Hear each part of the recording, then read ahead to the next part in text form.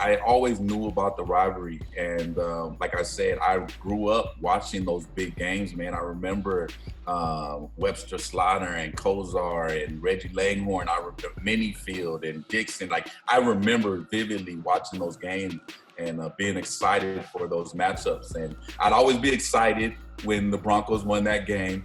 And then I end up crying because they went to the Super Bowl and lost every time. Hello again, everyone, and welcome to another edition of Club 46, driven by Bridgestone. I'm Jay Crawford, pleased to be with you again. As always, we're joined by a former Cleveland Brown player, and this week we're thrilled to have Daylon McCutcheon on with us. Daylon, great to see you. How are you? I'm doing good, man. Thanks, Jay. I'm excited about this opportunity and been looking forward to it. Very good. We're going to go through everything. We'll talk about your career with the Browns and the NFL, and also some of your fond memories. I like to start each week by asking the former player about that one memory that they probably hold more dear to them than any other moment in the NFL. What was that moment for you, Daylon? Honestly, that moment for me probably was two things. Probably the first thing was just getting drafted by Cleveland, period. You know, my childhood dream was to play in the NFL. So when Chris Palmer called me and told me that the Browns were going to draft me, it was just like, man, there was just so many great emotions, man, that, I had reached that peak, man, and all the hard work that I had put in, throughout my youth and high school and college had paid off, and then the second thing was probably when we played our first preseason game against the Dallas Cowboys, and it was the Hall of Fame game.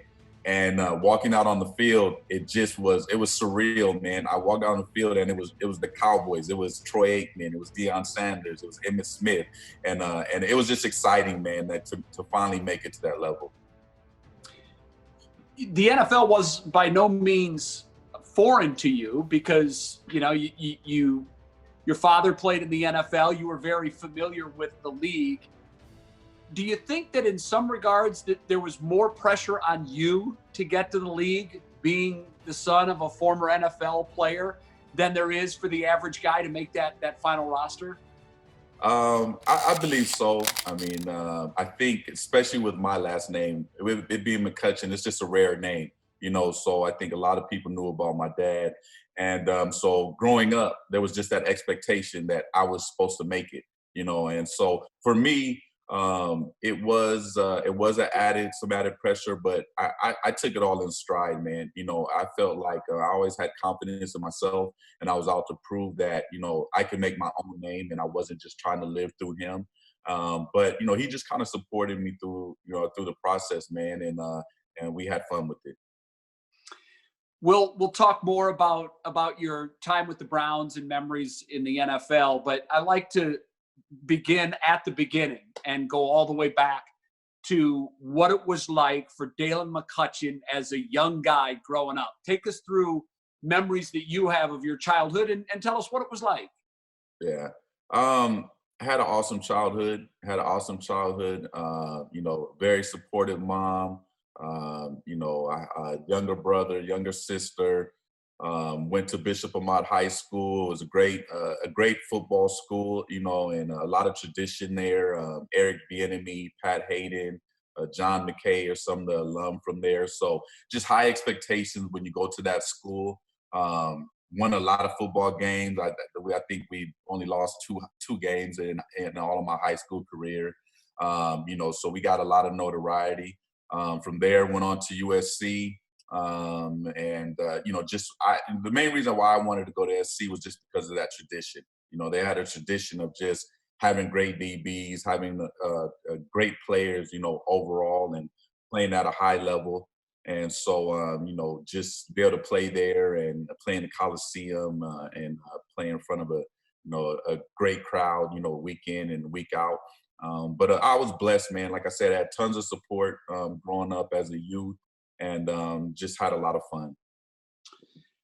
You obviously you come by your athletic ability naturally, at what point in your life were you introduced to sports, and what sports did you play? Which was your favorite? Yeah. I think the first sport I played was baseball. I really liked baseball a lot. I think I probably started playing when I was around 7 years old. I started playing football, I think, around 9 or 10. I enjoyed both sports a lot. Had a lot of good friends that we played on both teams. Um, but I just always felt like football just came a little more natural. It was just also the speed of the game. So I played baseball through up until high school, and my mom's a teacher. She's been a teacher for over 30 years. And when I got to high school, my grades weren't as good as she would like them to be. So I was playing multiple sports. I was playing football, I was playing baseball, I was running track. And so she felt like I needed to take something off my plate. And football was my love. So I decided to play football and run track.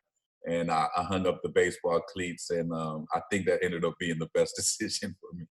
Were you good at baseball? Could you have maybe gone to college and played baseball, or even perhaps tried as a professional? Um, it's funny, man. In my heart, I say yes. I feel like that. I always hit the ball well. Was a solid fielder. I played in outfield. I ran well, so I played center field.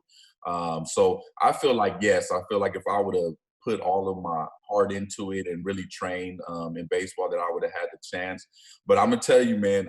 Years later, when I was actually out in Cleveland. The Indians let me go out and take some BP with them 1 year. And man, trying to get those pitches was tough, man. It was tough, man. They were making me look funny, man. So I don't know. I questioned myself after that day. So when you were a kid, if you wanted to watch a sporting event on TV, was it football or baseball?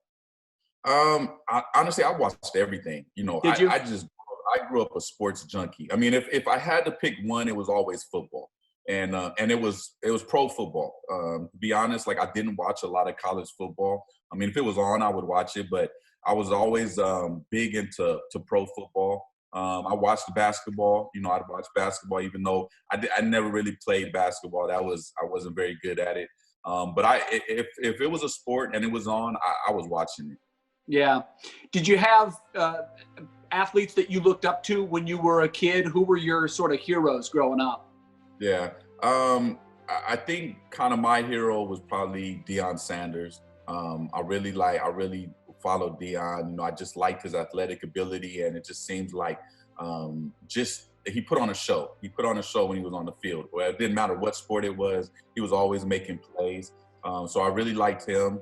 I liked Desmond Howard. I liked Desmond Howard, and just the player that he was. I liked his athletic ability and him being able to be great in special teams and also, great on the offensive side of the ball. So those are probably the two guys that I looked up to. Dalen, when did you realize that your skill was going to be good enough to, if nothing else, get you a great free education at a wonderful school, and maybe one day even provide a profession in the NFL? Yeah.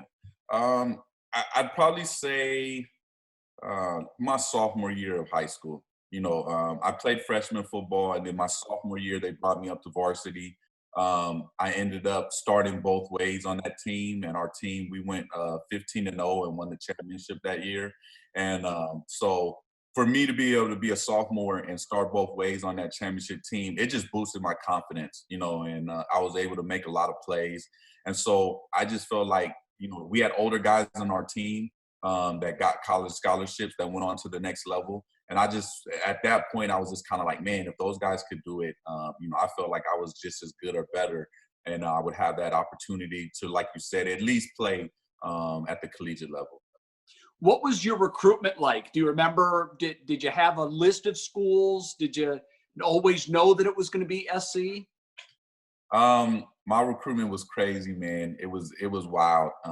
I got recruited by pretty much every school across the country. So I was blessed to have a lot of opportunities. My final four, I believe, were the schools I took trips to were Michigan, Washington, Colorado, and USC. And to be honest, the favorite was Colorado. Yes, the favorite was Colorado. My mom is from Denver. My parents met at Colorado State. I still have tons of family in the Denver area, and I had planned on going to Colorado. And they had a coaching change. It was McCartney. I think his wife ended up getting sick, and so he ended up stepping down, and that's what kind of turned the tide for me, and I decided to stay home. But in the long run, it ended up being a great choice for me, and I have no regrets in going to USC. It was awesome. You were a tremendous running back in high school, and I think a lot of folks thought that you would just go to college and play running back, but you made the switch to the defensive side of the ball once you got to SC. What went into that decision? I'm wondering if Dad factored into it. Like, what role did he play? How did that come out? Yeah. I loved carrying the ball. I loved carrying the ball. Like you said, I was able to have some success on the offensive side.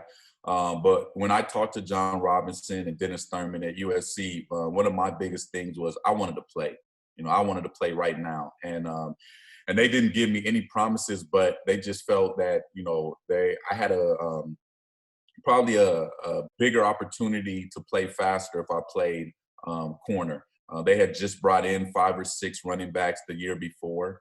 And, they were going to give me the opportunity to compete on the offensive side if I wanted to. But I just took the challenge of playing defense. And my dad did play a role in it also because, I kind of talked to him about long-term, what he felt, long-term, what would be the best position for me. And he felt like long-term corner would probably be that spot. So I said, why then I should make the move now and try to get be the best I could be at that position. I'm wondering, Dalen, if the fact that running backs by nature have a much shorter shelf life, you look at the career earnings potential as a running back compared to a defensive back. I don't know what it is now. I think at one point the average running back stuck around for 3 seasons in the NFL. Did that factor into your thinking at all? I wasn't thinking that way, but since, my dad was in the NFL, he played in the NFL. My dad, he actually was a scout for the Rams for, I think, like 30 plus years. So I know that was a factor for him. For him, it was. For me, I was just talking about, I just wanted to make it there, and obviously I wanted to be successful, but, I just was thinking about getting there. I think he was thinking about getting there and being able to have longevity, once I got there.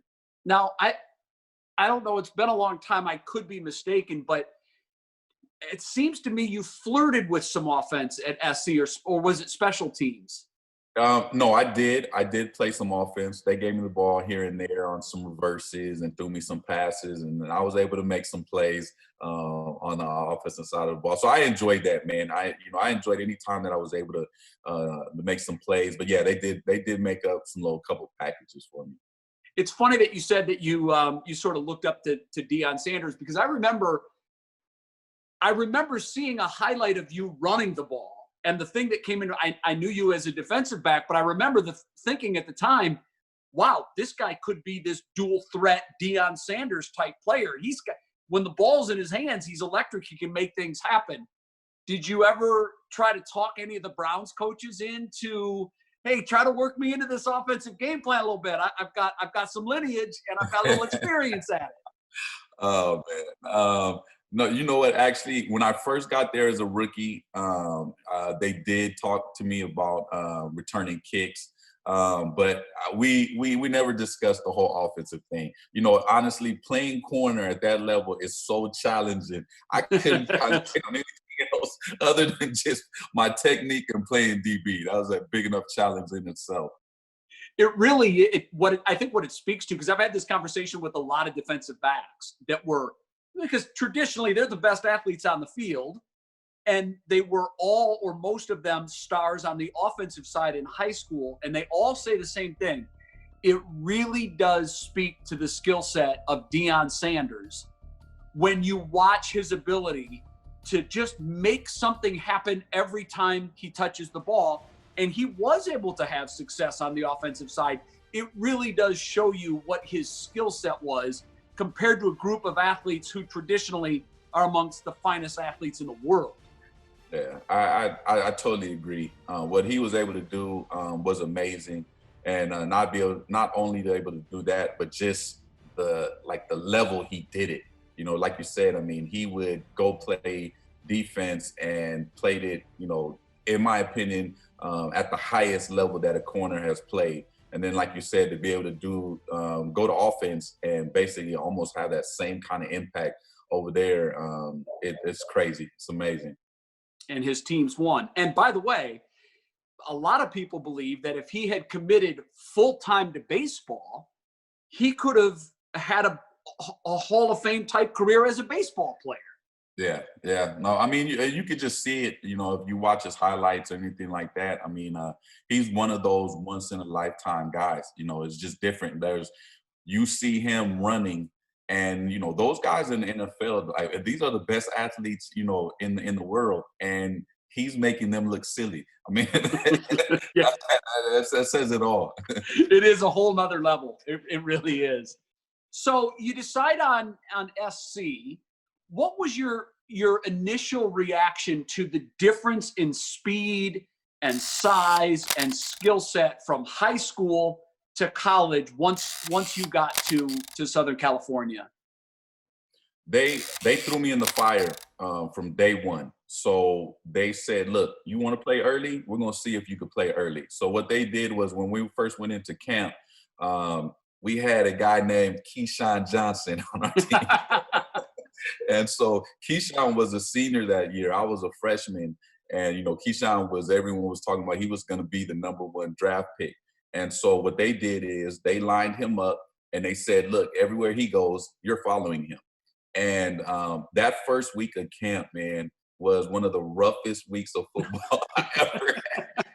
I was chasing that dude all over the field, and it didn't matter if I was close or if I was all over him. It didn't seem like what kind of coverage I had. He caught every pass I think they threw to him, and so I was really questioning my football career and the move to defensive back. And I don't know exactly when it was, but after that week, I think it was that next week, I started making plays, you know, and I just started making plays and it just started clicking, you know, and the game just started slowing down a little bit and I started having a little success.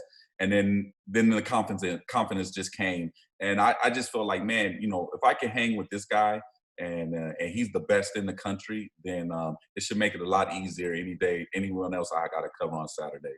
Well, that is a yardstick ask if there ever was one. I know offensive and defensive guys tend to not be close, but did he ever give you any advice? Did he ever tell you anything about how to play the position or what he didn't like what the defensive backs would do? I'm gonna tell you, he told me a lot of stuff, but nothing was good. Keyshawn was, we had a lot of respect for each other, but Keyshawn was a big trash talker. And so a lot of his thing was as good as he was physically, he was just as good mentally getting in a guy's head, you know, and that's what he would tell you, you know, what he was going to do to you and how he was going to beat you and how you weren't anything and whatever. So I think if anything, you know, I remember sitting down with him one time and he didn't come out and say it, but I basically felt like I earned his respect at that point, you know, and he basically just kind of sat me down and told me that he believed in me, you know, that he believed in me and that they were counting on me. And so for a senior and a guy, especially of his caliber, to sit me down and just tell me that he believed in me, then, you know, that's all I needed. You know, I didn't need the extra pump up or I didn't expect that from Keyshawn, but he just showed that he believed in me and that meant a lot. As you're going through your senior year, you're starting to think about transitioning to the NFL and where you might be drafted. What was that process like for you? Man, the whole draft process is crazy. I mean, first thing is if you're thinking about it, you're fortunate enough that you put yourself in that position, you know. So, but I was dedicated, man, and I just trained my butt off. I worked hard. You know, I was working on my speed, working on my agility. I wanted to put on a little extra weight, to go to the next level. And so I worked my butt off. And then, when we were getting ready for the combine, I went to the combine, had a good combine.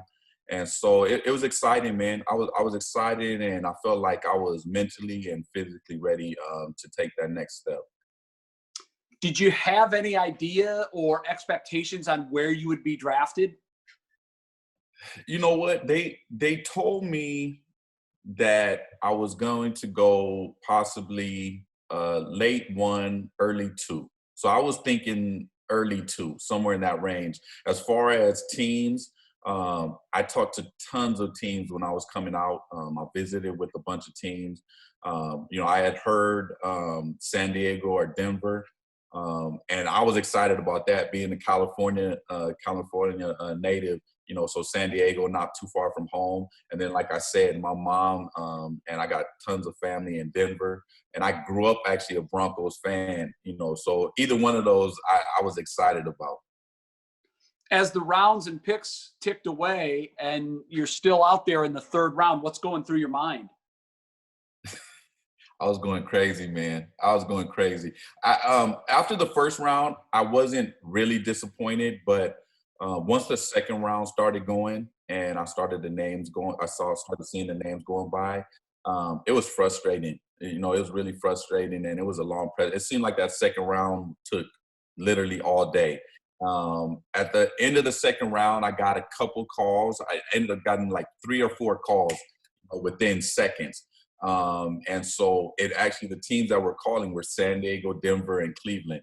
And I just remember Chris Palmer getting on the phone, and I think Denver had the pick before. I think like the last pick of the second round, and he told me that if they didn't get me, that Cleveland was going to pick me with the first pick of the third round. And I was excited, man. I think I was going crazy. My family was going crazy. It was a great memory.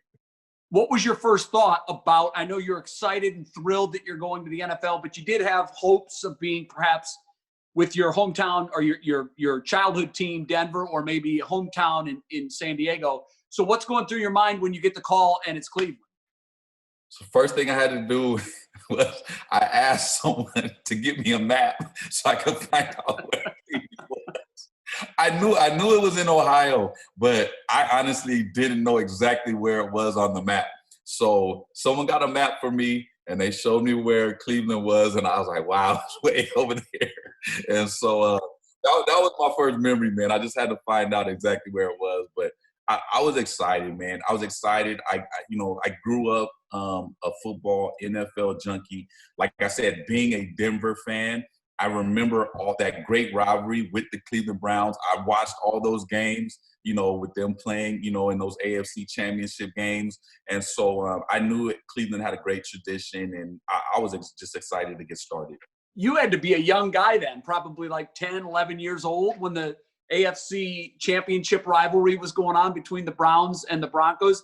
Was there any level of hatred towards the Browns, even though you guys always beat us?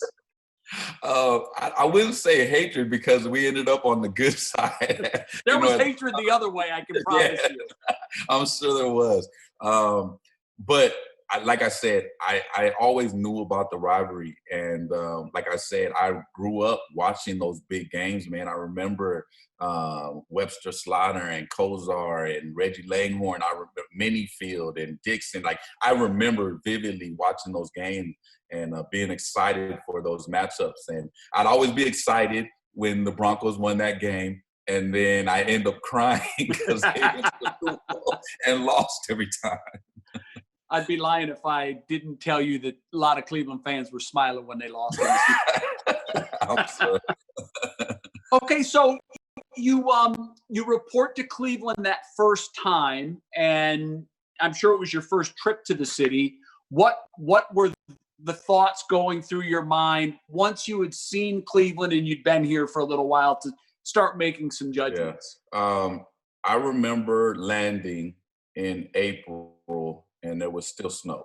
And I was like, wow, I was like, uh-oh. I remember that. I remember that. And I just remember I was just so excited, man. I was ready to compete. And the one thing that really stood out about the city though was it was just how excited about football they were. You know, and that was '99 when the expansion team came back. And you know, so you could tell they had really missed their Browns and how excited they were about getting football started again there, man. And it was just like everywhere I went, it was just Browns crazy. And I love that, you know, and you know, after especially spending my career though, you just realize what a great football, and not just football, but what a great sports town it is. What is it that makes Dalen the Browns fan different from fans of the other 31 teams?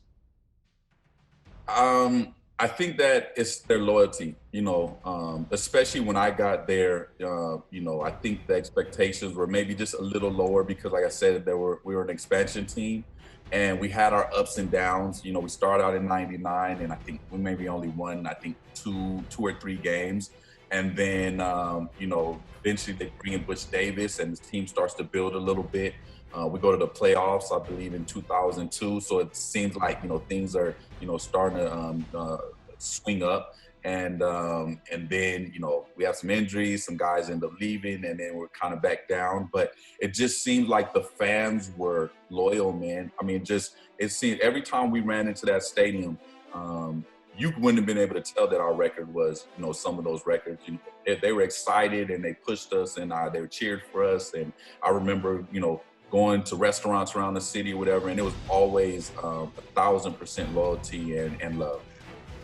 What was it like for you going into that first training camp? Because I know when I talk to rookies or talk to veterans and former players about their rookie experiences, most of them are readily admitting when they walked on that first field at training camp, even if they were a first round pick, there was still a shadow of doubt in their mind because they didn't know what it was going to be like. What was it like for you?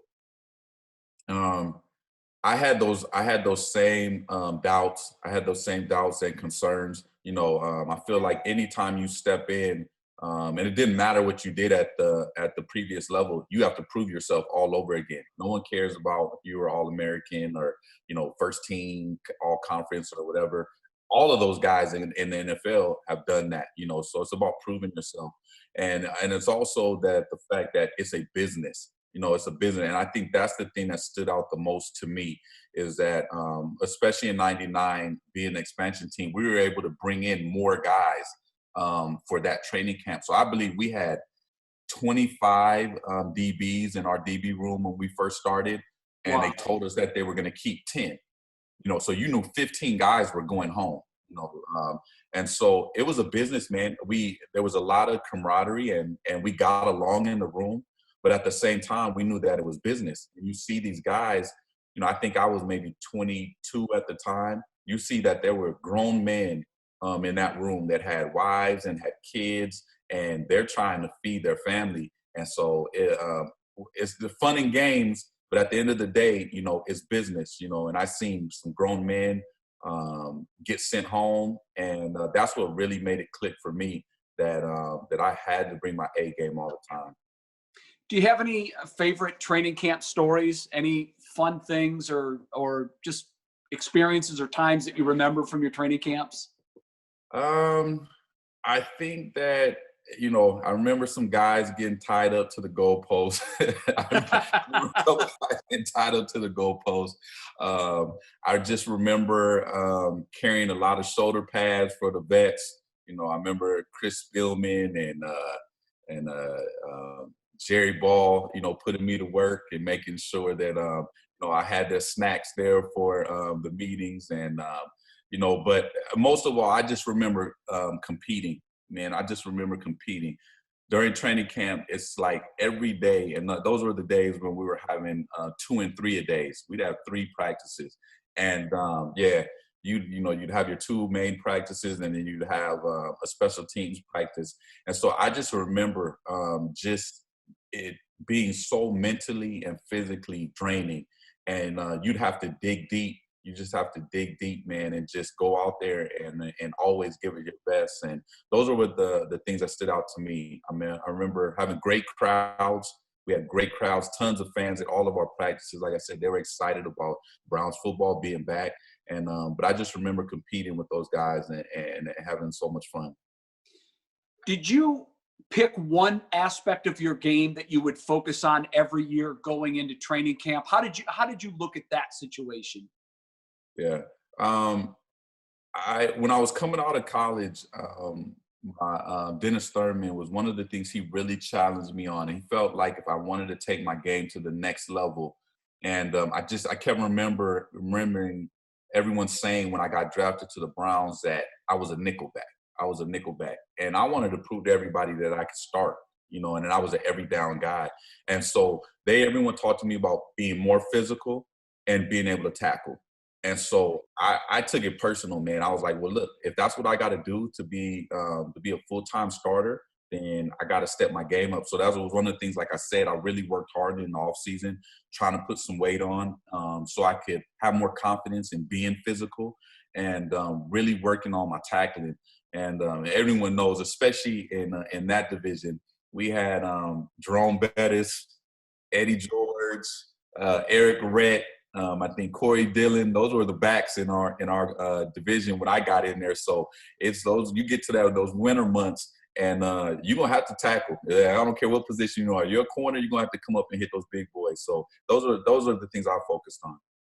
What advice, Dalen, would you give to rookies today getting ready to go to their first training camp? Like I said, I think the first thing is to understand that it's a business. Is that it's going to take your 100% focus and dedication, and it's going to make you sacrifice. You're going to have to make sacrifices, and if being in the league, and not only being in the league, but staying in the league is important to you, that you're going to have to be willing to make sacrifices. So I think it's your focus. I also think it's one thing that I learned a little later on was taking care of your body. I learned from some vets that kind of took me to by the side, Corey Fuller and Robert Griffith, and it was really taking care of my body. So the ice baths and the extra massages, and I laughed at those guys. They would go get pedicures, and I'm like, man, I don't like getting no pedicure. And they said, look, man, your feet, that's your money. That's your money. And I did. I learned it was, the way that you take care of your body, man. So I was all for that. And I think that really led to me being able to stick around for a while. Did you have a welcome to the NFL moment? And if so, what was it? Oh, man. I would say there were two. Like I said, that first game that we played in the Hall of Fame game, I started at the nickel that game. And so I'm running around, I'm warming up, and I'm feeling great. And it's, I'm feeling good about myself. And, I think it was like maybe the second play of the game, they put me in. And so I'm just, I'm looking around. I'm like, man, the Cowboys, this is great. This is awesome. I'm in the NFL. And then I go to line up, and the very first play of my career, the guy that I got to cover was Michael Irvin. I said, "Oh man!" It got real fast, and I think it was a run play. They didn't throw it to him or anything, but still, it clicked. Like, oh man, now it's business. Like, wow, like, and I'm lining up against a Hall of Famer right now. And then I think the very first real game of the season, we played the Steelers. And I remember they gave Bettis a carry off tackle, and it was just me and him. And I was like, oh, man. Here comes the bus. Oh, yeah, no. And I got ran over by the bus. I learned real fast what the NFL was about. So those two plays, they stood out as a welcome. Do you remember the first big play you made where you kind of told yourself, I belong here, I can do this? Yeah. It was, your rookie year is just, it was a roller coaster for me, and I felt like I had a really good rookie year, but, there's times where you kind of doubt yourself. I didn't probably have the same confidence I had my senior year at SC. But that very first game that I played versus the Cowboys, I had 2 interceptions in that game, and so it was like I was feeling really good about in that myself. Hall of Fame game. In the Hall of Fame game, I had 2 interceptions. Wow. And so I felt really good about myself. And then we played the Steelers game 1. And so, like I said, I was the nickel. And so we got behind early in that game. And then so they told me to go play corner. Well, the very first play they put me in the corner, they threw it to I can't remember the guy's name. It was big Samoan running back for Pittsburgh. But they throw it to him in the flats. And I come up and I hit him, and he kept on running and walked into the end zone. And so, like I said, it was just a roller coaster, man. It was just a roller coaster. But I remember later on in that season, and I believe that we played the Bengals, and I just had a really good game, man. I was just, they had targeted me a bunch of times. I had a bunch of pass breakups. I think I had interception, and it was just, that was the game where I was just like, man, you know what? Like, I'm ready. I'm ready. And it's, that's that first year, your rookie year, man. It's a long year for rookies, man. Like we played 5 preseason games that year, and then we had because of the Hall of Fame game. Yeah, because of the Hall of Fame game. So we played 21 games. We played 21 games that year. So when it got to around game 15, I was done. I was done, man. It was rough. That's almost like 2 college seasons. Without a doubt. It was crazy. When you look back on your time, all your time in the NFL was with the Browns. What is the height? I know you said that walking on that field the first time is that overriding memory, but what for you stands out as your best game memory from your years in Cleveland? My best game memory. Oh man, it was. I would probably say, and this is like it was good and bad. I'd probably say the year that we went to the playoffs, playing in that playoff game. It was like finally taking a big step. Seeing where we came from in '99, and then be able to put together a stretch run and get to the playoffs. And like I said, when we jump out to a huge lead, another game where I felt like I played really well. I had 2 interceptions in the playoff game. And so I felt really good. And unfortunately, like I said, I feel like everything happens for a reason. And still to this day, I can't say exactly why it happened. But obviously, Pittsburgh ended up coming back and beating us in that game.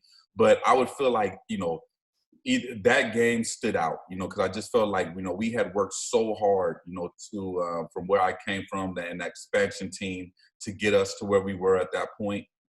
And like I said, there was tons of other games where I played against, I had the pleasure of playing against some really high profile, receivers. I played against Marvin Harrison and Randy Moss and Jimmy Smith and, some really talented guys. And I just felt at the end of the day, I earned most of those guys' respect, and that's what, when I walked away from my career, I had no doubts. Maybe we didn't have as many wins as I would have liked, and, I didn't have all the Pro Bowls and everything, but I felt like I walked away from the game and I had the respect of my peers, and that's all that mattered.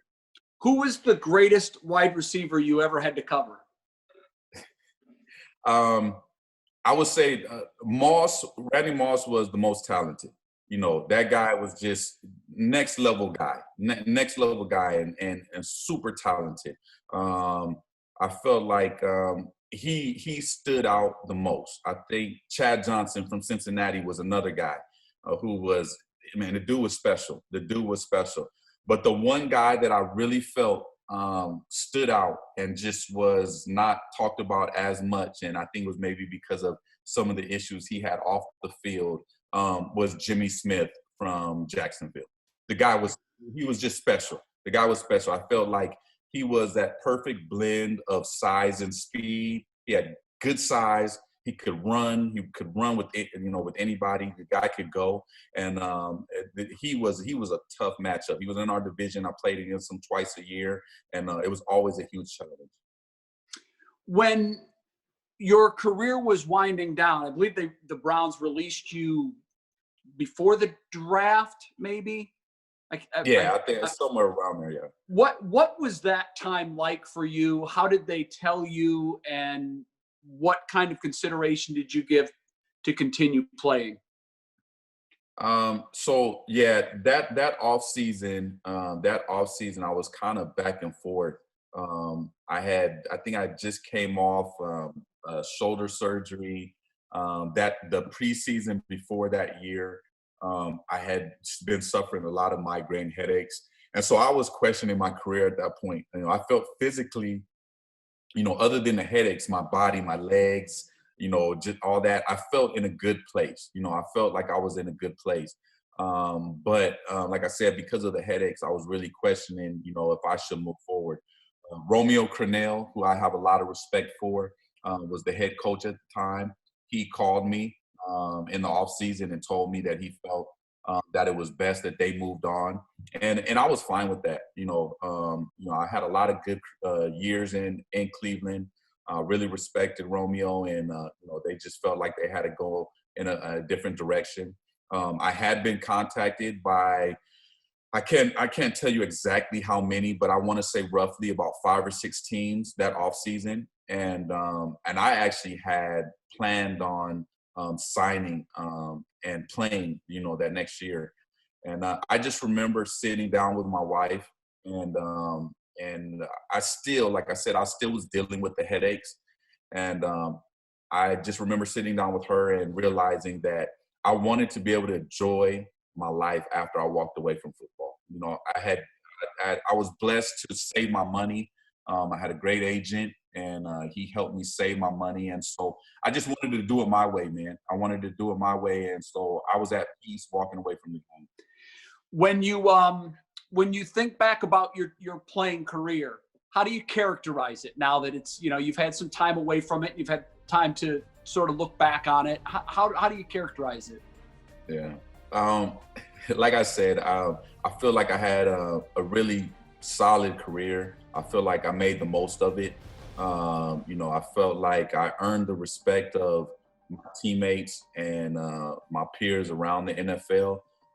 Like I said, there were a lot of guys that doubted me when I went in, too small, just a nickel, and I felt like I proved myself.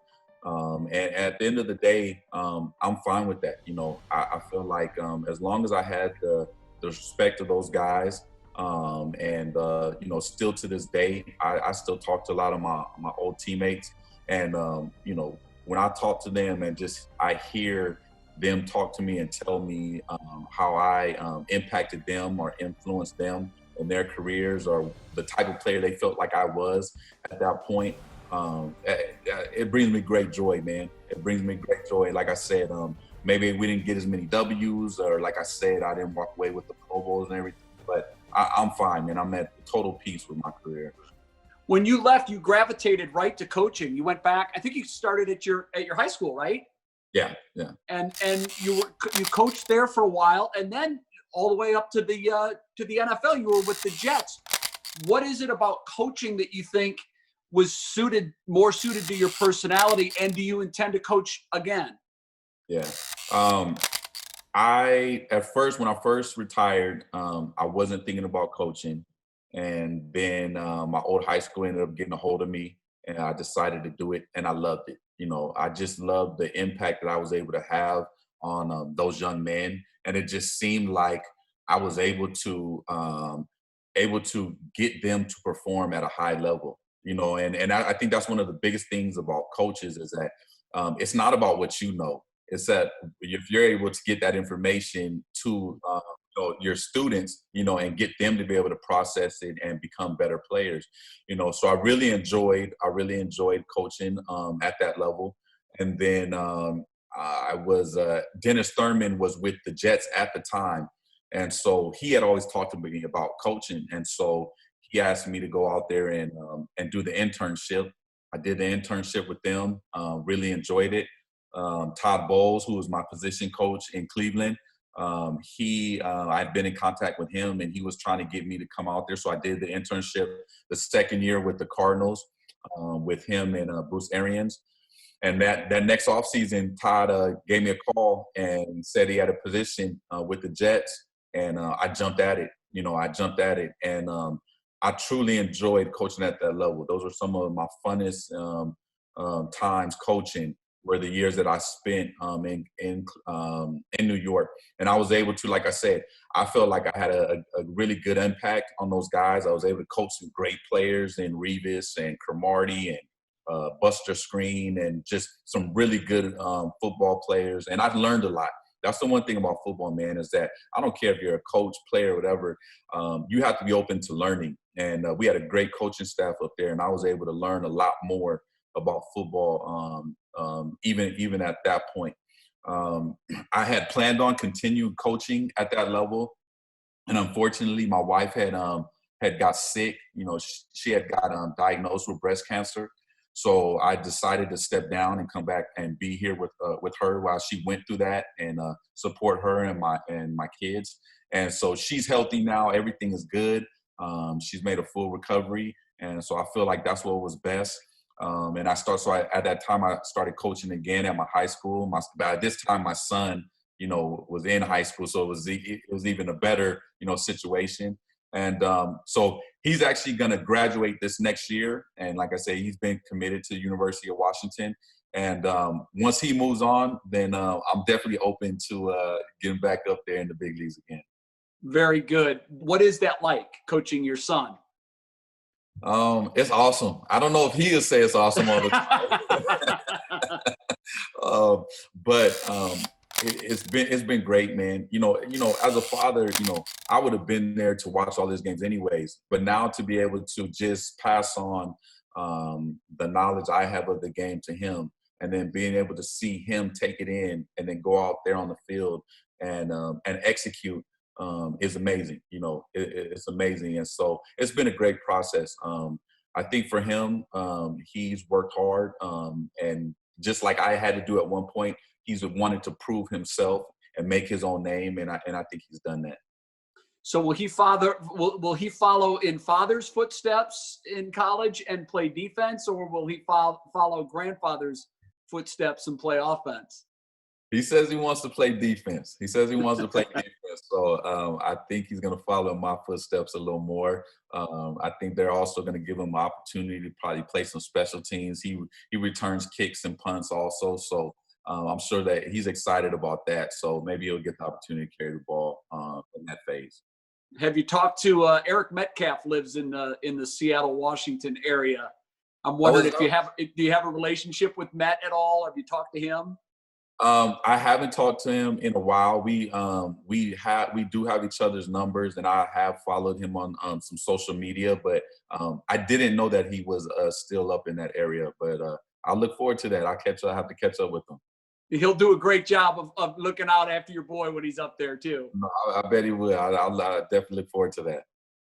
Well, Dalen, it was a pleasure to catch up with you and to see what you're up to these days, and just sort of take a walk down memory lane and relive some of your old memories as a Cleveland Brown. I'd like to thank you so much for joining us here on Club 46. We enjoyed it. No, thank you for having me. It was great. Like you said, taking a little trip down memory lane, man, some great memories. And I appreciate you guys having me again. Absolutely. Continued success to you as well as your boy as he gets ready to wrap up his high school career and then move on to the next level. And thank you so much at home for watching another episode of Club 46, driven by Bridgestone. We'll hope to see you again very soon when we sit down with another all-time great Cleveland Brown. Until then, I'm Jay Crawford. We hope to see you soon.